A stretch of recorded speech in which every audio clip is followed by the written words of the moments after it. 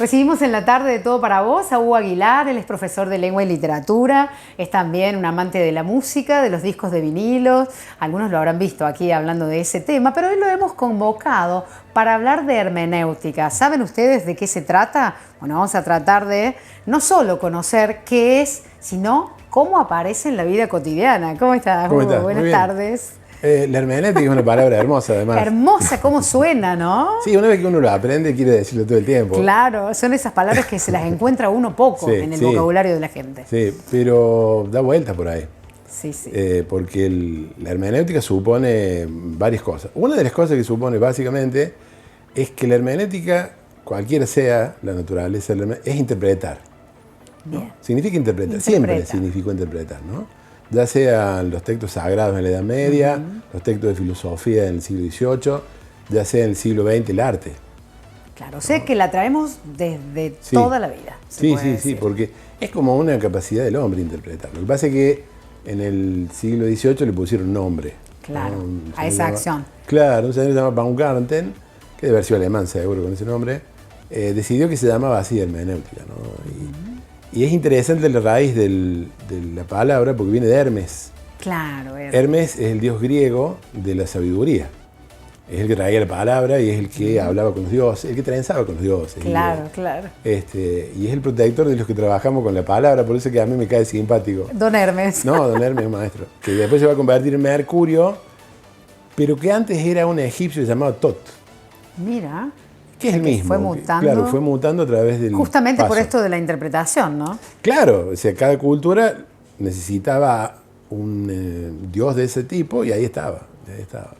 Entonces, es interesante la hermenéutica que, bueno, yo doy en la universidad esa materia, pero no doy cualquiera porque no... Hay varias. Hay varias. Mira. Hay una que es filosófica, donde yo no me meto porque hay que saber eso y yo no sé. Hay una que es sagrada, donde tampoco me meto porque no es nuestra función. Lo que nosotros damos es hermenéutica simbólica, que es un producto del siglo XX, ¿no? que proviene de, por un lado, la psicología junguiana y por otro lado, la antropología, ¿no? De gente como Levi-Strauss, como Mircea Eliade, ¿no? Que entendieron que el texto a interpretar era la cultura. Claro. Entonces, Contexto. El contexto, la producción del hombre y esa idea de que detrás de todo lo que se genera hay un sentido no a la vista. Y eso es lo interesante, claro, ¿no? Porque si todo estuviese a la vista no habría hermenéutica, no habría necesidad de interpretar. Claro. Simplemente decodificaríamos y nos pondríamos de acuerdo. Claro, además todo el mundo lo haría de la misma manera. Exacto. Y eso también sería medio robótico, ¿no? Exacto. Por eso es tan interesante también, porque cuando se habla de interpretación, hablamos de diversas interpretaciones según las personas.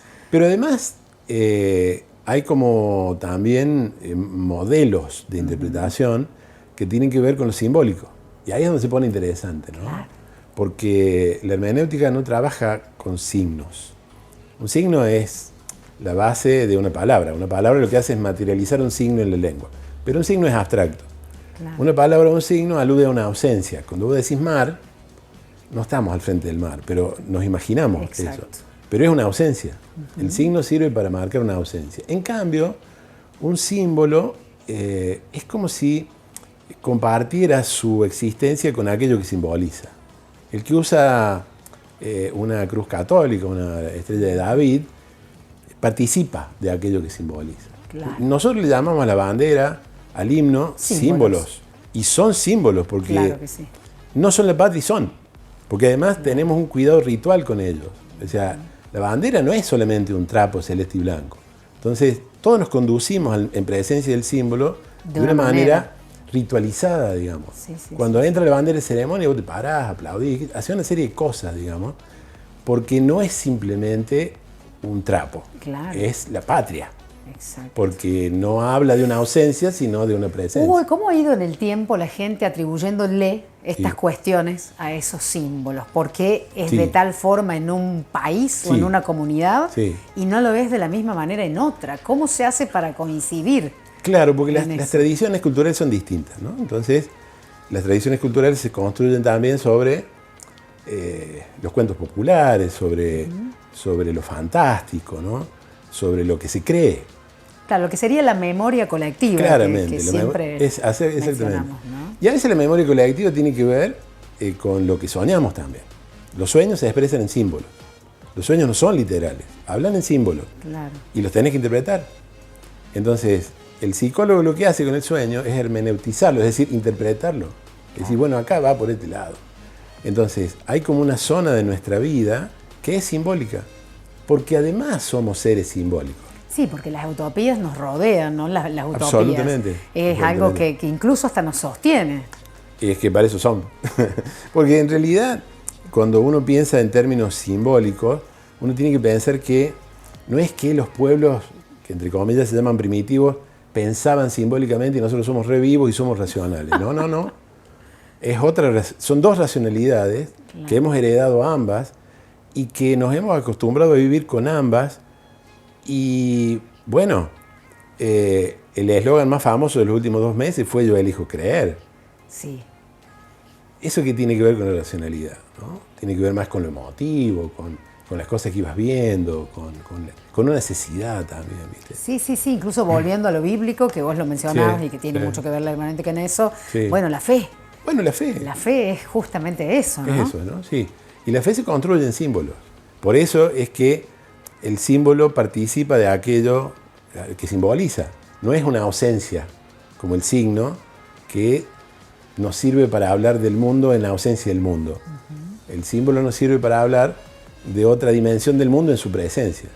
Entonces es como un signo de superpoder, les suelo decir a mis alumnos, ¿no? Claro, qué maravilla. Y yo creo que la mayoría de la gente, tal vez en la cotidianeidad, que es lo que yo arranqué diciendo al comienzo de la nota, no nos damos cuenta, ¿no? Que estamos constantemente utilizando la hermenéutica o la interpretación de textos, de cuestiones, y no nos damos cuenta. Y de lo que pasa a nuestro alrededor, porque creemos cosas. Claro. Por más racionales, cartesianos que nos creamos, ninguno de los que estamos acá pasa por debajo de una escalera. No. ¿Y de dónde sale? Y sale de alguna vez que te dijeron que trae mala suerte. Y lo crees o no lo crees, pero por la duda no pasás. Y eso es, a ver, a lo que nos gusta el fútbol, algunos tenemos la fortuna de ser hinchas de equipos muy grandes. Muy grandes, yo también, por ejemplo, espero que coincidamos.